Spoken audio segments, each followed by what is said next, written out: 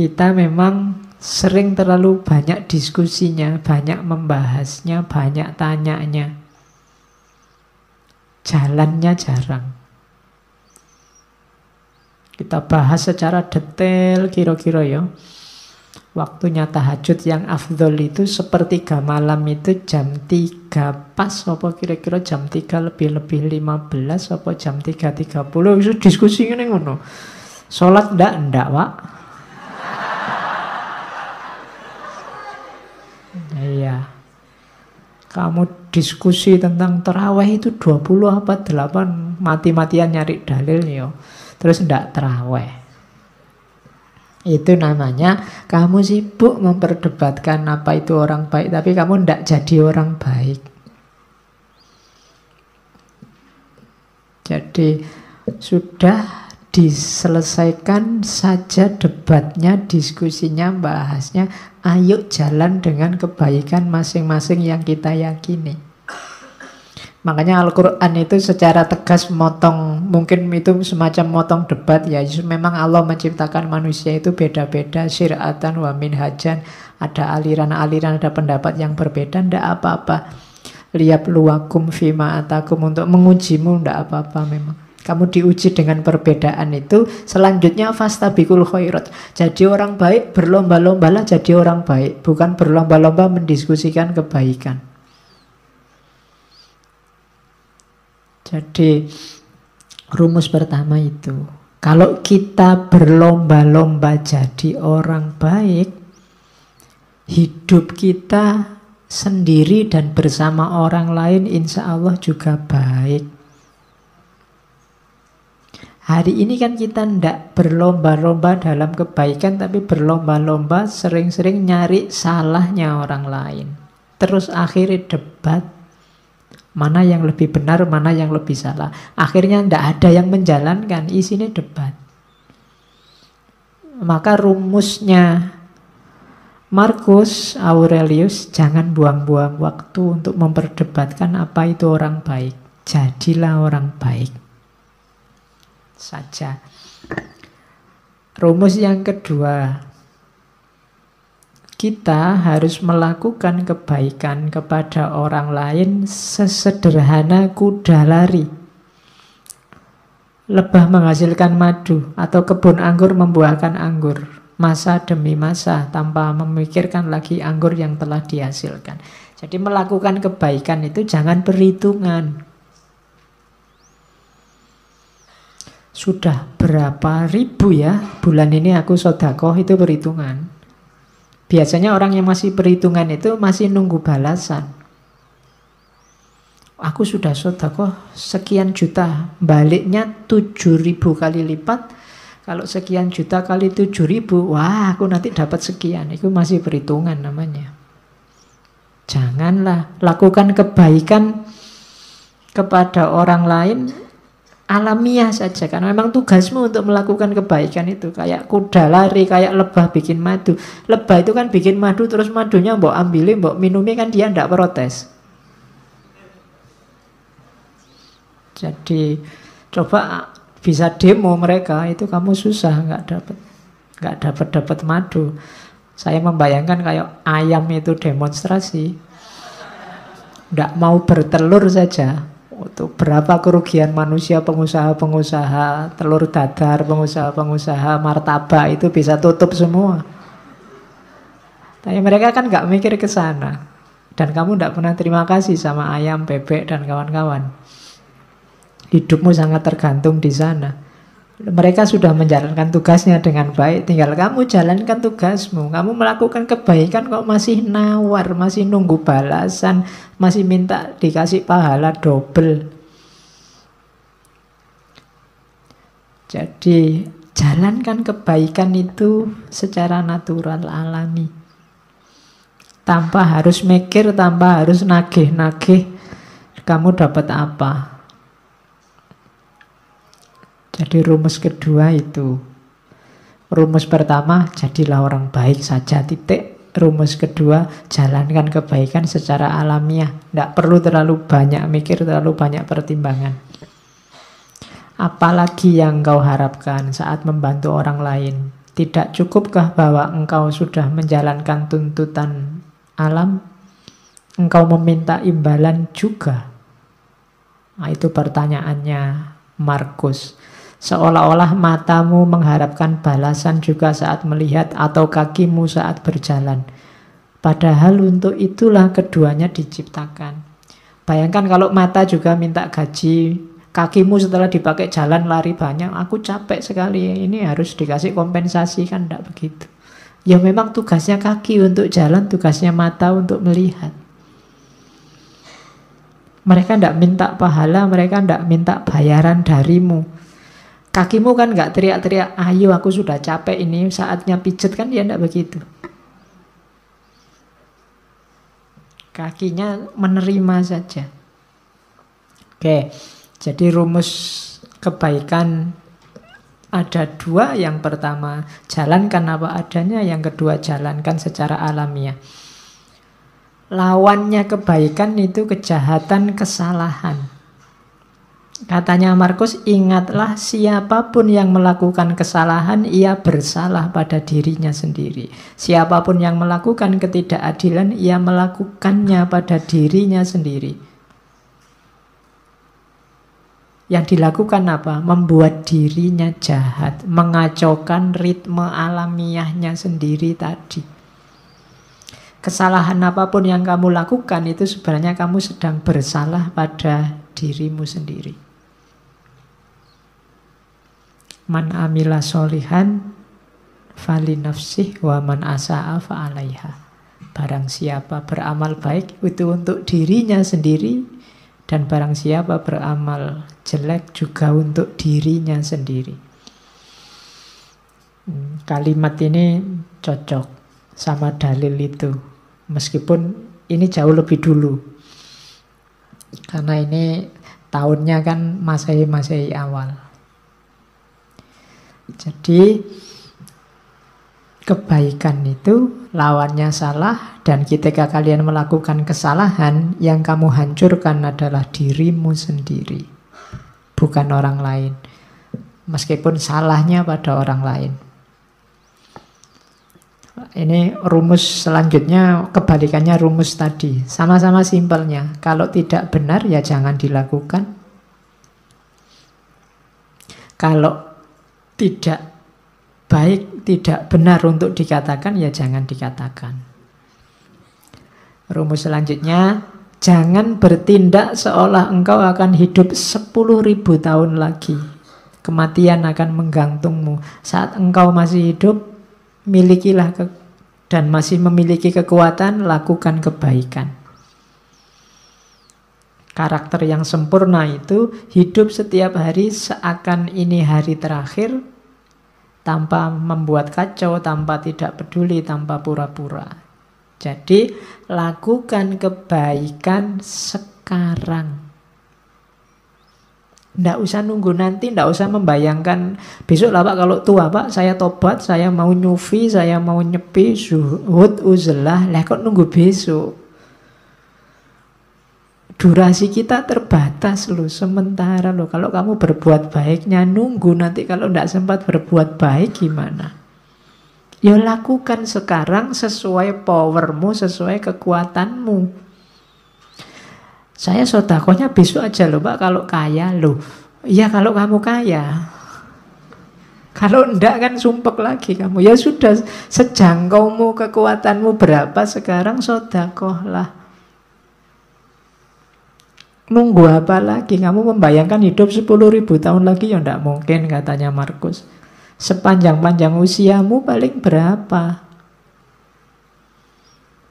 Jadi orang baik dan segera lakukan kebaikan. Tidak usah terlalu banyak rumus.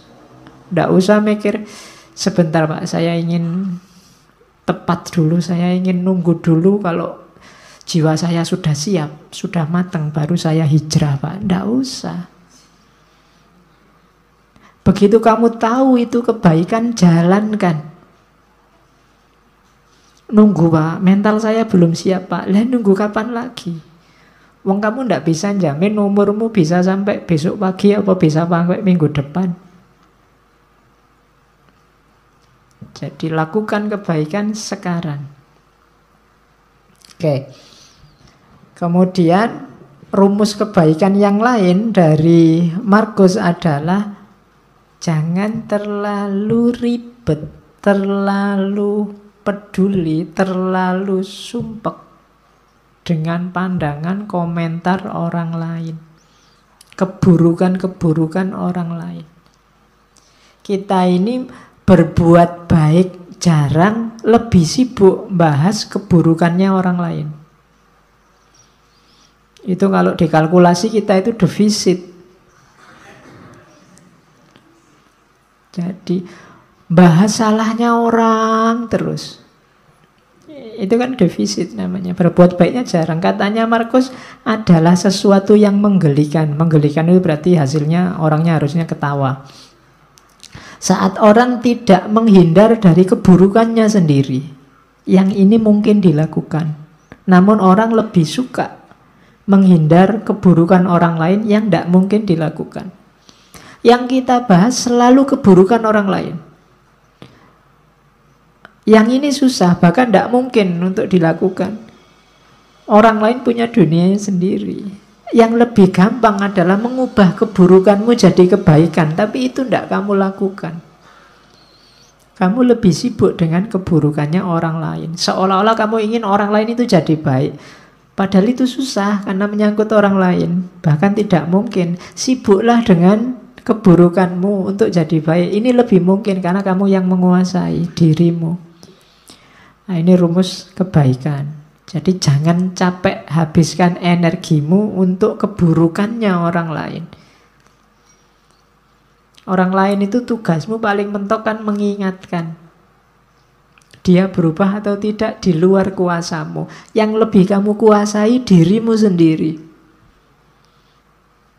Mau berubah atau tidak kan tergantung dirimu. Harusnya kamu lebih sibuk di sini, tapi kamu tidak sadar, tidak mau melihat keburukanmu. Yang kamu lihat selalu keburukannya orang lain.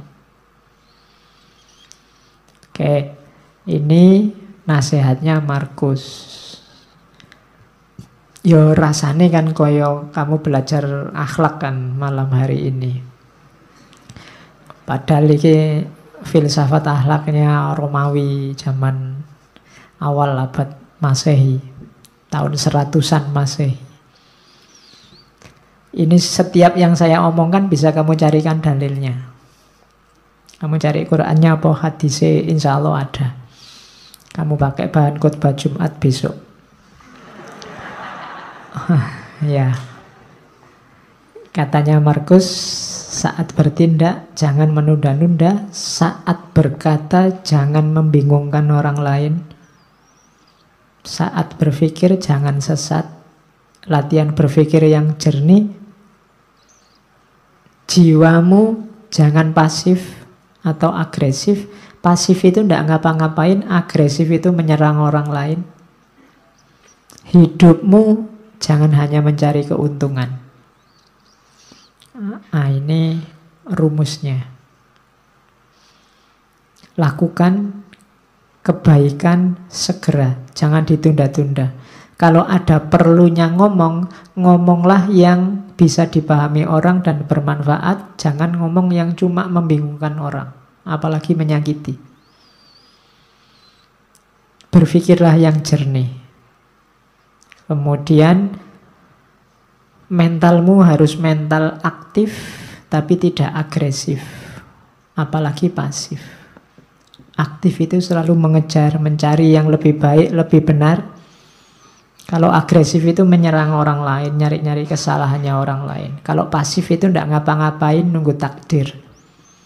Jangan pasif, jangan agresif. Terus hidup jangan hanya menggunakan kalkulasi untung rugi. Kamu akan kecewa. Kamu akan kehilangan banyak malahan. Setiap kali mau melakukan kebaikan, kalau kamu hanya nyari kalkulasi untung ruginya, akan ada sangat banyak hal yang terlewat dalam hidupmu nantinya. Maka Markus ngasih rumus 5 itu. Bertindak jangan ditunda, berkata jangan membingungkan, berpikir jangan sesat, jiwamu jangan pasif atau agresif, Hidupmu jangan hanya mencari keuntungan. Kalau apapun yang kamu lakukan mencari keuntungan, yang ketemu justru adalah kerugian. Nah, ini rumusnya hidup. Ini enak kalau diceramahkan, kalau dijalankan berat.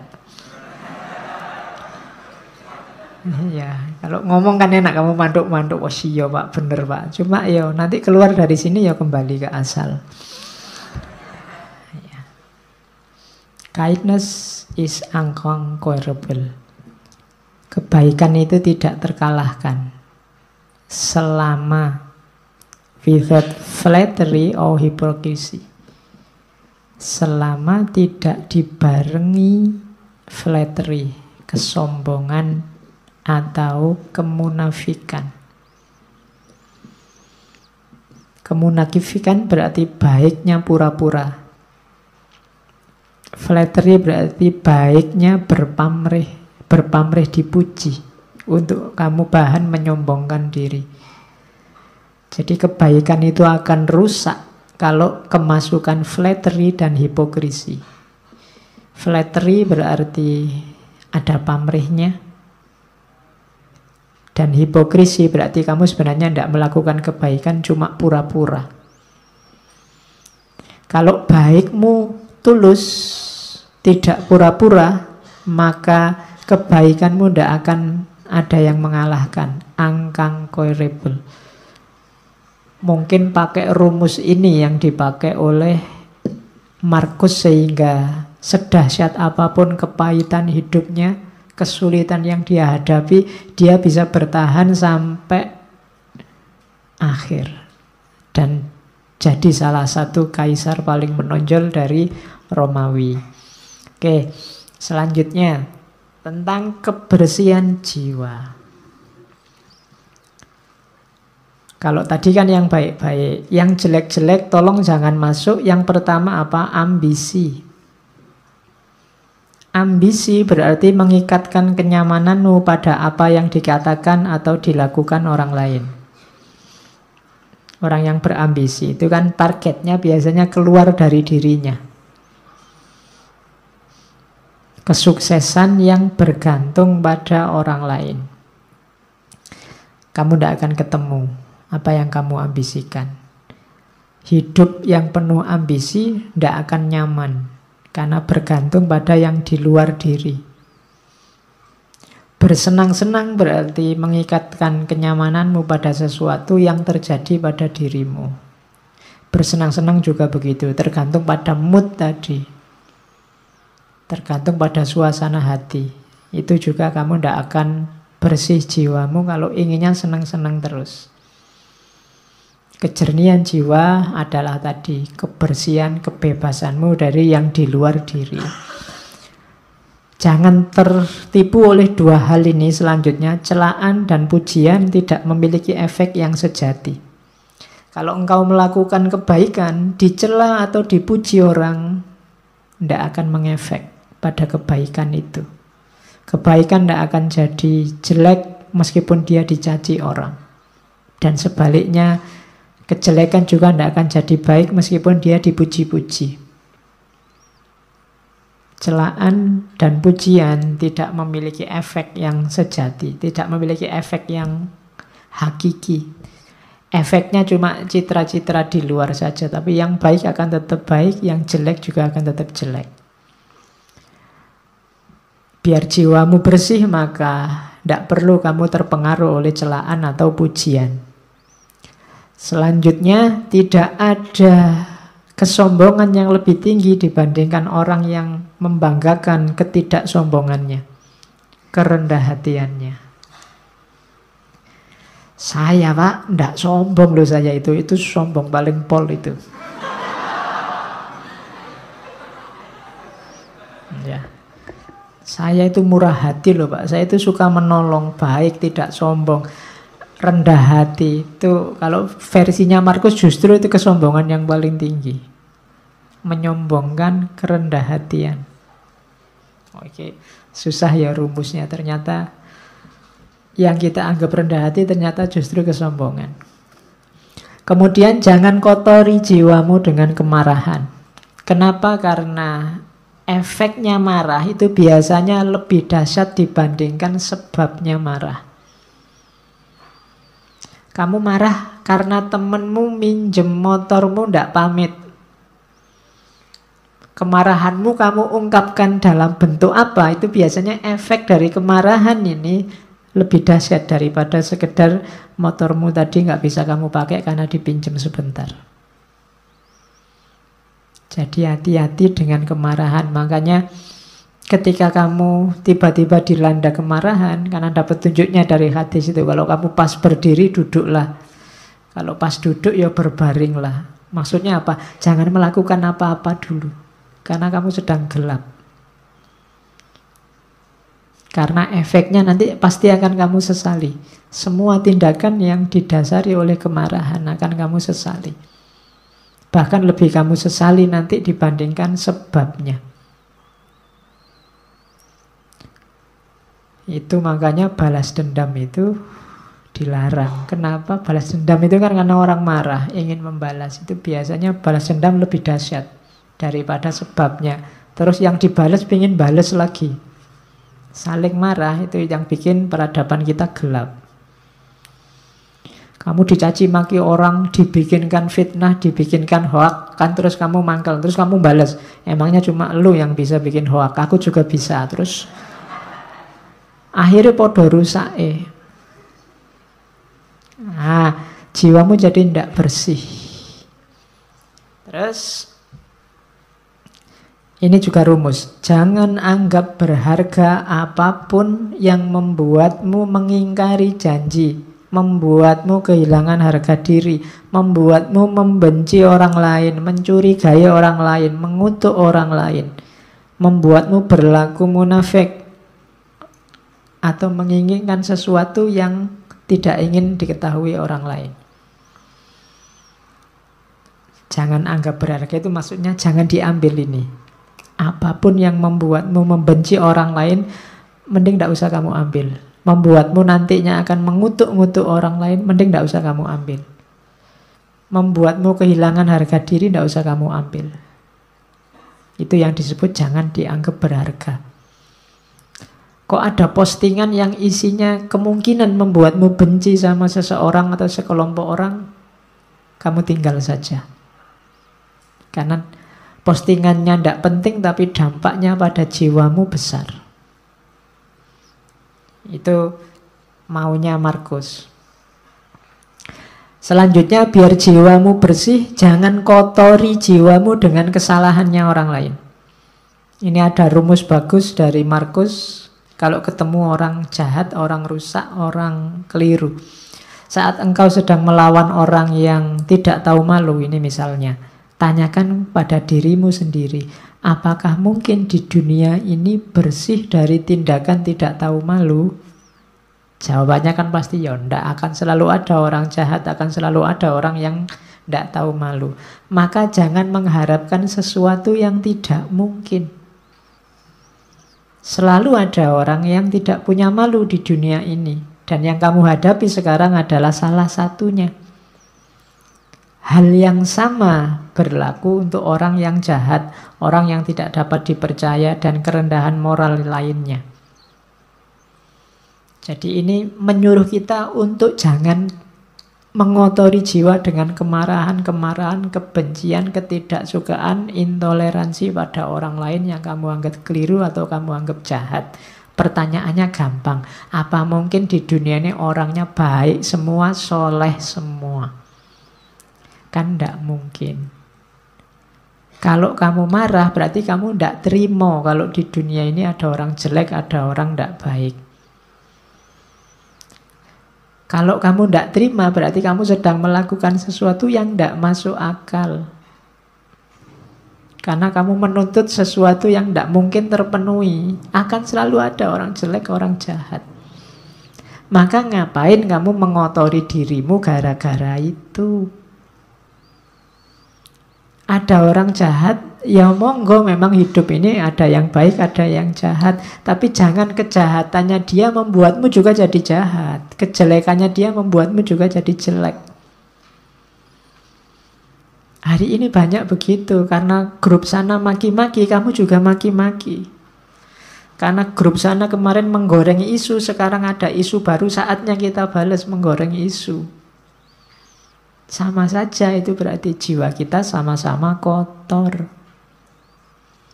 Kalau kamu mimpi orang itu harus baik semua sesuai idealmu, mimpimu itu mimpi yang tidak realistis.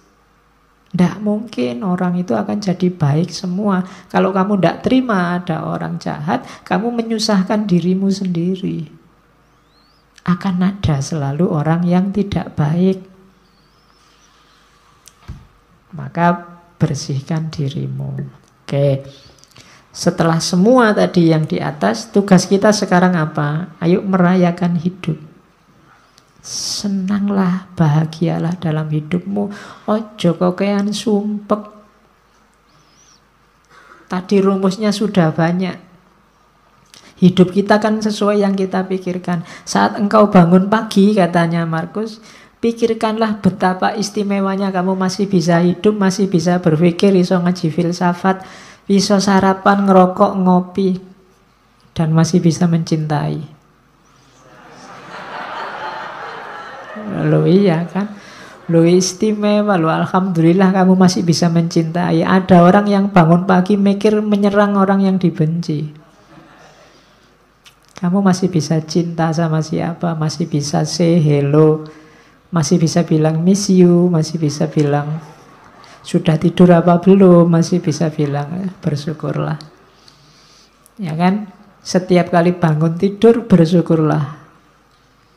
Kenapa? Masih diberi kesempatan hidup lagi. Tidak ada jaminan loh begitu kamu tidur terus bisa bangun. Kamu sendiri kan tidak bisa mengatur dirimu biar pokoknya besok saya harus bangun. Tidak bisa. Ternyata bangun atau tidak tergantung dirimu. Maka bersyukurlah. Begitu bangun kamu masih bisa sadar, masih bisa mikir, itu kenikmatan luar biasa. Bersyukurlah. Masih bisa menikmati hidup. Masih bisa minum, makan. Yang lain mungkin sudah dilarang makan ini, dilarang makan itu, kamu masih bebas, bersyukurlah. Paling tidak kamu masih bisa mencintai seseorang. Nah, rayakanlah hidupmu. Wajahmu jangan kayak wajah orang susah terus. Ya, yo, hidup kita ini menyenangkan kok. Oke. Terimalah segala sesuatu yang diikat oleh takdirmu. Cintailah orang-orang yang ditakdirkan bersamamu dan lakukan dengan sepenuh hatimu. Hidupmu akan nyaman.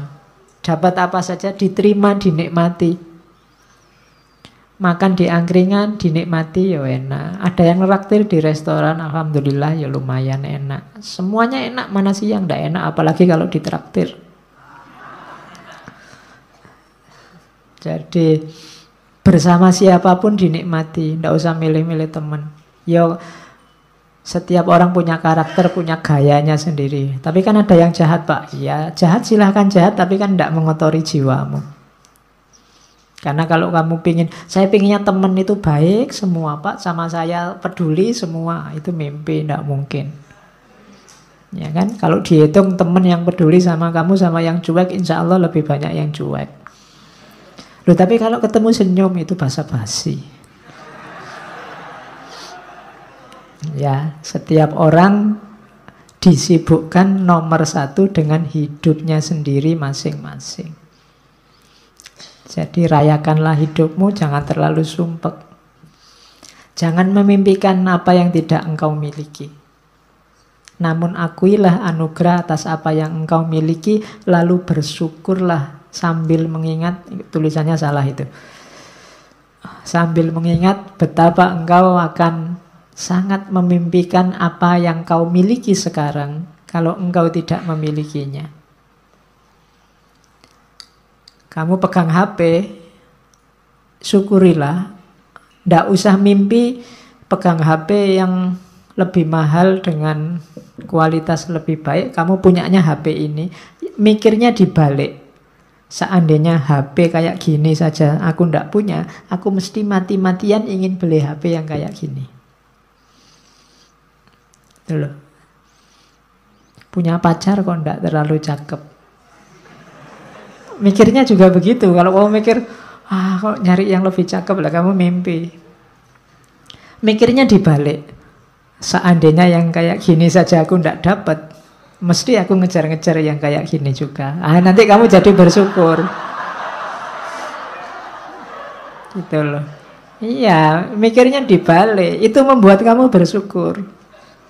Kuliah dapat nilai C misalnya. C kan batas minimal kamu lulus. Itu kan, waduh kok enggak dapat A ya. Wah, itu kamu akan sumpek. Kenapa? Kamu mimpi yang kamu enggak punya. Mimpinya itu, seandainya aku dapat E, aku mesti akan mengejar-ngejar. Seandainya dapat C pun cukup. Nah, itu kamu lebih bahagia. Gitu loh. Makan kok cuma dengan tempe saja, tidak ada yang lain. Itu mikirnya kamu jangan ayam. Tapi mikirnya seandainya adanya cuma nasi, mungkin ada tempe satu aja aku sudah senang. Itu jadinya kamu bersyukur punya tempe itu. Itu caranya merayakan hidup. Kalau tidak begitu, kamu akan sumpek terus. Dan ingatlah bahwa engkau memiliki kuasa untuk mengistirahatkan dirimu kapanpun engkau inginkan. Kamu supirnya, kamu penguasanya hidupmu. Mau jalan, ayo jalan. Mau istirahat, istirahat. Tidak usah terkejar, nggak usah dikejar-kejar oleh ambisi dunia, keterikatan dengan yang lain, yang macam-macam yang bikin repot. Menghabiskan energi, menghabiskan waktu. Engkau yang menguasai hidupmu, kapanpun ingin berhenti, saat ini juga kamu bisa. Ingin tidur sekarang boleh, istirahat sekarang boleh. Terus jangan pernah khawatir tentang masa depan. Apalagi di usia-usia teman-teman ini kan biasanya pikirannya masa depan, besok kawin sama siapa, kerja di mana. Kamu kan khawatir itu. Engkau akan bertemu dengannya kalau memang harus. Dengan senjata yang sama yang hari ini menjadi bekalmu menghadapi masa kini. Dulu waktu kamu SMA atau SMP, mikir kuliah, wah bisa ndak ya aku kuliah? Kuliah hari pertama kamu takut. Begitu dijalani kan kamu bisa. Besok juga begitu, nggak usah khawatir. Bisa ndak ya aku dapat kerja? Bisa ndak ya aku kawin? Bisa ndak ya punya anak? Iso. Ndak usah khawatir, pasti bisa. Kekhawatiranmu dulu sekarang kamu jalani kan ya ternyata juga bisa. Tidak ada yang di luar kuasamu kalau tentang hidupmu. Makanya jangan galau dengan masa depan. Wong masa depan kayak tadi itu di luar jangkauanmu hari ini. Jadi pikirkan aja sekarang, nikmati hidup sekarang. Besok kamu akan punya senjata sendiri, punya kemampuan sendiri menghadapi situasi di masa depan. Itu uniknya manusia. Maka hidup itu rumusnya simple, receive without conceit, release without struggle. Kalau dapat sesuatu, terimalah tanpa harus membanggakan diri, membesarkan diri. Kalau harus kehilangan, lepaskanlah tanpa harus merasa sedih, mati-matian, sumpek. Jadi receive without conceit, release without struggle. Biasa saja. Hidup kehilangan sesuatu biasa. Wong dulu juga ndak punya, terus punya, sekarang hilang. Kalau dapat sesuatu, alhamdulillah, tapi ya ndak harus sombong. Kalau kamu bisa kayak gini, hidupmu nyaman. Ini saya ambil agak panjang, nanti kamu baca lagi ya. Kalau pagi hari engkau bangun, biar cara mikirnya positif. Kamu kan biasanya masalahmu itu kan berhubungan dengan orang lain. Katanya Markus, pagi hari engkau bangun, bilanglah pada dirimu, orang-orang yang berhubungan denganku hari ini, ada yang usil, tidak sopan, arogan, curang, iri hati, dengki. Mereka seperti itu karena mereka belum bisa membedakan yang baik dan buruk. Sementara aku telah mengerti indahnya kebajikan, kotornya kejahatan, dan tahu bahwa para pendosa tersebut memiliki sifat sepertiku. Bukan sama dalam hal darah dan kelahiran, namun sama-sama memiliki akal dan unsur ketuhanan. Tidak seorang pun dari mereka dapat menyakitiku, tidak seorang pun dapat membuatku kotor. Aku pun tidak pantas marah pada mereka atau membenci mereka. Kami dilahirkan untuk bekerja sama seperti kaki, tangan, dan mata, sebagaimana dua baris gigi atas dan bawah. Saling menghalangi itu tidak alami. Demikian pula saling marah dan saling membelakangi. Itu nanti hidupmu nyaman. Akan ketemu orang yang bikin kamu mangkel, bikin kamu jengkel, bikin kamu benci, pasti. Tapi ingatlah bahwa mungkin kejelekan yang mereka lakukan itu karena mereka tidak sadar. Sementara kamu sekarang sadar. Dan diingat juga bahwa orang lain itu punya kualifikasi sama persis kayak dirimu, yang tidak pantas untuk kamu benci. Dan jangan takut, mereka tidak akan bisa membuatmu kotor kalau kamu sendiri tidak mengotori jiwamu. Nah, ini nanti kamu jadi mantap. Kalau ini nanti panjang kamu baca lagi. Kalau kamu pagi hari bangun kok males, kamu baca ini. Saat fajar terbit, saat engkau malas bangun, katakan pada dirimu, aku harus bekerja sebagai manusia.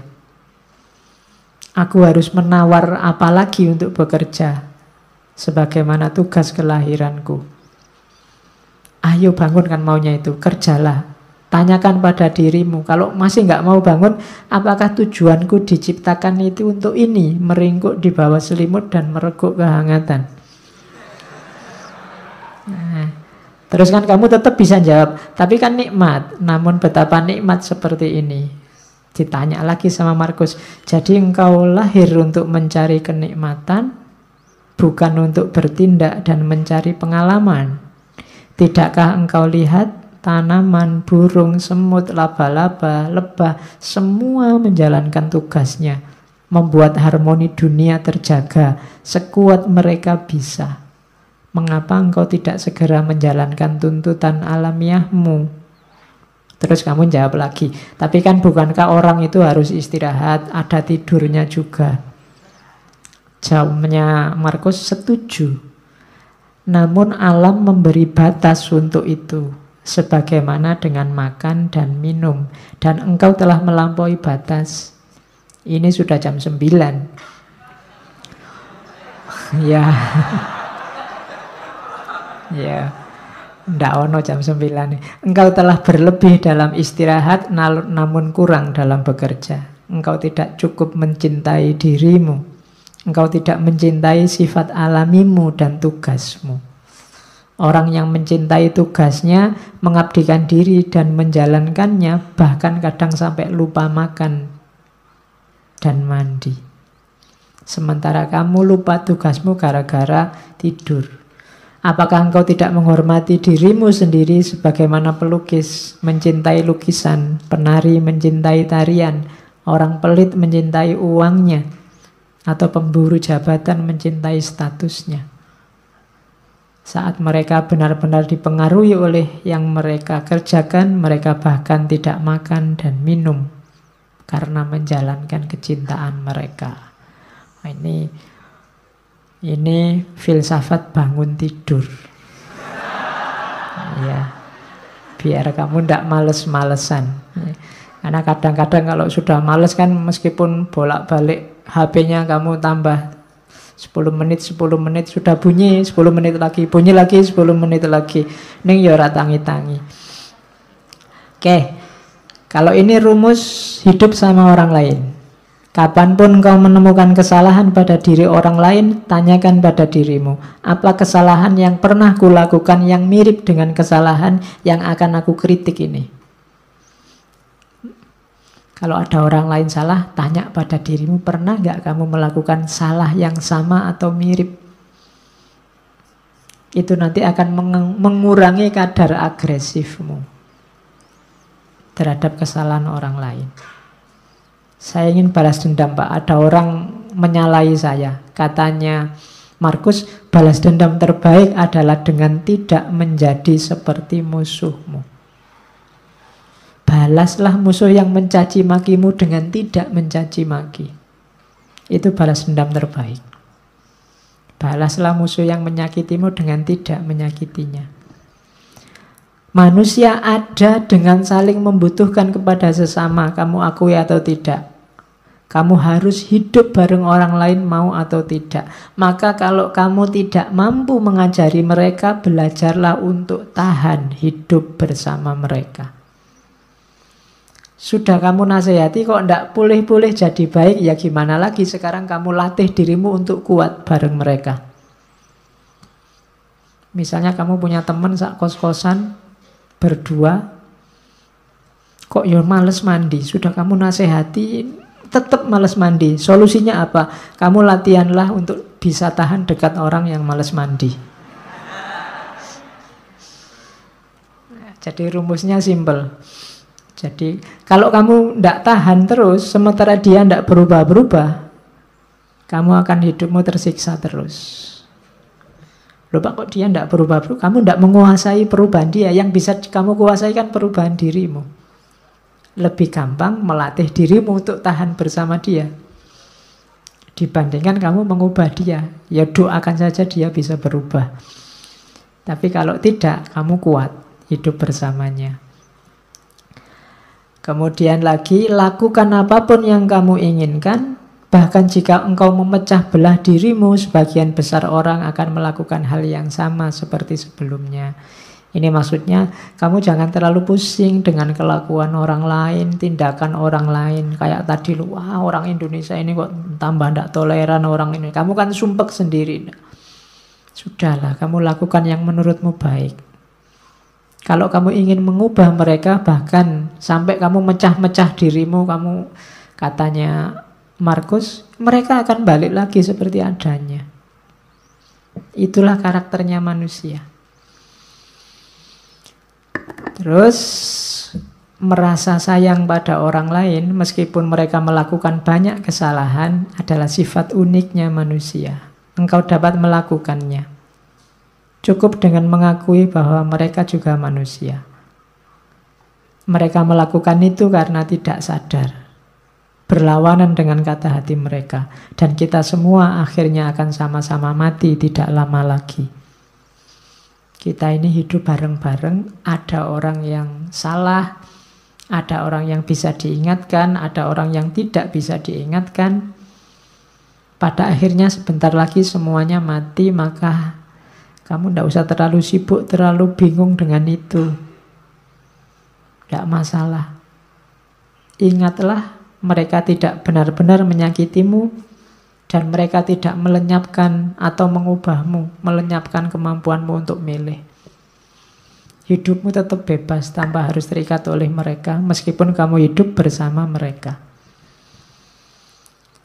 If any man despise me, kalau ada orang menjahatiku, itu urusannya dia.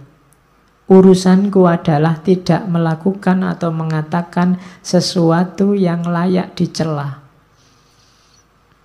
Jadi kalau ada orang jahat padamu, kalau ada orang menyakitimu, itu sebenarnya tidak ada urusan denganmu. Urusannya dia. Pak, nanti kalau saya dibohongi orang, bohong itu urusannya dia. Urusanmu adalah jangan melakukan tindakan tercela, itu aja. Nah, kalau ini pendidikan diri. Rumusnya pendidikan diri itu be tolerant with others and strict with yourself. Saya tulis ini besar-besar karena hari ini banyak orang yang dibalik. Banyak orang yang toleran dengan dirinya sendiri, kemudian strict dengan orang lain. Kalau sama dirinya sendiri dimaafkan terus, dicarikan alasan, dicarikan dalih. Tapi begitu sama orang lain, kakunya luar biasa. Orang lain tidak boleh keliru, tidak boleh minta maaf, tidak boleh. Itu yang kita lakukan hari ini dan terjadi di mana-mana, saling balas-membalas. Terbalik. Harusnya kita toleran terhadap orang lain dan strict terhadap diri kita sendiri. Jangan dibalik. Nah, Ini rumusnya. Aku sering heran kenapa orang mencintai dirinya lebih dari semua orang yang lain, namun ia kurang menghargai pandangannya sendiri tentang dirinya dibandingkan pandangan orang lain. Ini nasihat sebenarnya untuk kamu jangan mudah terpengaruh oleh orang lain. Jangan mudah terpengaruh oleh komentarnya orang, pandangannya orang terhadap dirimu.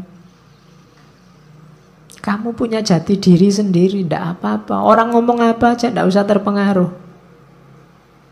Logikanya orang itu lebih mencintai dirinya sendiri. Berarti apa? Lebih dengarkanlah pandanganmu sendiri. Jangan mudah tertipu oleh orang lain. Apapun yang dilakukan atau dikatakan orang, aku harus tetap menjadi Zamrud dan mempertahankan warnaku. Ini urusannya jati diri. Hidup sama orang lain ya, toleran ya, tapi jati diri jangan hilang. Kamu punya identitas sendiri. Terus nasihatnya Markus, ya, awas ya kamu jangan merendahkan dirimu sendiri. Teruslah rendahkan dirimu wahai jiwa, maka segera peluangmu untuk mendapat kehormatan akan lenyap. Lama-lama identitasmu hilang dan kamu tidak akan dihargai orang. Setiap orang punya satu kehidupan. Milikmu sudah hampir habis gara-gara kamu singkirkan terus, kamu sisihkan terus identitasmu. Dan engkau tidak memperlakukan dirimu sendiri secara hormat, engkau malah mempercayakan kebahagiaanmu pada jiwa-jiwa yang lain. Ini tuntunan untuk kita tegas pada diri sendiri. Oke. Saya bawa quote terakhir, engkau selalu memiliki pilihan untuk tidak berpendapat. Ini nasihat untuk kita hari ini ya. Tidak ada yang nyuruh kamu tiap hari posting, tiap hari bikin status, tiap hari ngomentari statusnya orang lain. Engkau selalu memiliki pilihan untuk tidak berpendapat. Tidak berpendapat itu sah. Tidak perlu selalu susah payah atau membebani jiwamu dengan segala sesuatu yang tak dapat engkau kuasai. Hal-hal tersebut tidak membutuhkanmu untuk menilainya. Tidak usah gaya dikit-dikit. Menurut saya, tokoh itu ngapain? Emangnya komentarmu yang mendengar siapa? Hal tersebut tidak butuh penilaianmu. Ngapain kamu capek-capek? Engkau punya pilihan untuk tidak usah berpendapat. Leave them alone. Mereka punya penanggung jawabnya sendiri-sendiri. Terkecuali suaramu berpengaruh didengar, baru ngomonglah. Tapi kalau tidak, cari yang lebih esensial untuk hidupmu, untuk dikomentari dan dibahas. Itu nasihatnya Markus. Hari ini banyak orang yang bukan wilayahnya, tidak seharusnya dia menilai, mengomentari. Ikut menilai, ikut mengomentari sehingga kacau semuanya. Idza wusidal amru ila ghairi ahlihi fantadhirisa. Leave them alone. Biarkan yang bertanggung jawab yang ngurusi. Oke ya. Oh, masih ada. Stop whatever you are doing for a moment and ask yourself. Ini nasihat panjang. Am I afraid of death because I won't be able to do this anymore? Biasanya yang membuat kita banyak terhenti untuk melakukan kebaikan adalah takut mati. Was-was takut mati ini sering mengganggu kita. Katanya Markus, sekali-sekali gini deh rumusnya. Saat kamu melakukan apapun yang membuat kamu senang, coba berhenti sebentar. Apa gara-gara ini ya? Gara-gara khawatir ndak punya ini atau ndak melakukan ini, aku takut mati. Seberapa pentingnya sih yang saya lakukan ini? Seberapa baiknya sih yang aku miliki ini? Setiap kali melakukan itu, coba berhenti sebentar. Nah, ini untuk meminimalisir rasa takut mati. Kira-kira kalau ndak ada ngaji filsafat ini kan ndak apa-apa toh. Ngapain sih harus tak gendoli sampai takut mati misalnya. Nanti kalau saya ndak ada yang mimpin ngaji sopo, ngapain sampai mikir ke sana. Wong ini ndak ngada juga ndak apa-apa. Kalian kalau ndak ada ngaji kan malah santai, ndak ada beban untuk datang ke sini, bisa diganti yang lain. Tapi kadang-kadang yang ndak harus menggendoli, mengikat hidup kita, jadi mengikat. Kuliah misalnya, kamu kan diikat sedemikian rupa oleh dunia yang namanya kampus dan kuliah. Apa iya sih hidupmu wajib ada kuliahnya, wajib di kampus? Simba-simbamu dulu kuliahnya cuma, sekolahnya cuma sampai SD, SR. Ya sukses, sawahnya luas. Bisa nguliahkan anak cucunya. Apa wajib harus ada itu? Apa wajib sih harus punya rumah, punya mobil, punya itu?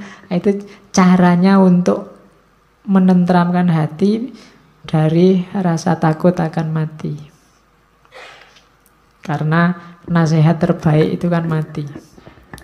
Begitu orang ingat mati, bukan takut mati, maka kemungkinan besar dia akan mudah untuk mempersiapkan diri menghadapi hidup sesudah mati. Mempersiapkan diri melakukan kebaikan-kebaikan. Oke, itu nasihat terakhir yang saya bawa dari Marcus Aurelius. Bayangkan raja besar, wilayahnya sangat luas, cara hidup, cara berpikirnya semacam ini. Maka dia jadi raja yang sangat tangguh, terkenal kesabaran dan ketabahannya, dan dia sukses. Meskipun banyak pemberontakan, banyak bencana, mengalami kepahitan hidup yang luar biasa. Dengan filsafatnya dia bisa sukses. Itu contohnya cara berpikir seorang king philosopher king. Raja filosof yang raja.